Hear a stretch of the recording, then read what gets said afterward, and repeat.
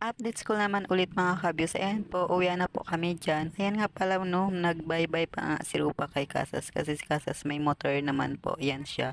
Yan din ang mga kaklase ko mga kabyos. Ayan nga po, kami ay lalabas na sa Maywagang Tarangkahan. Charis! Tumawid na nga po kami dyan mga kabyos patungo sa'yo, Charis, kinilig siya.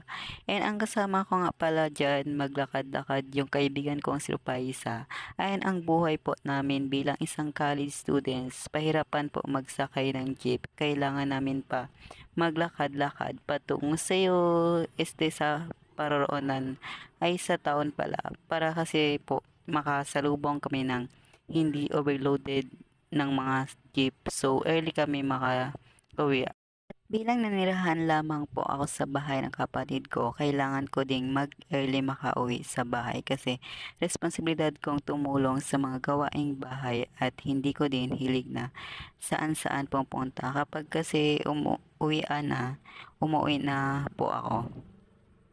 Diyan po ako always nagstay para maghintay sa jeep mga kabyos. Kapag maglakad po ako patungo sa sa town, nakapagod po. Hi everybody, everyone, everything. Gishat Pinoy Satellite Charis.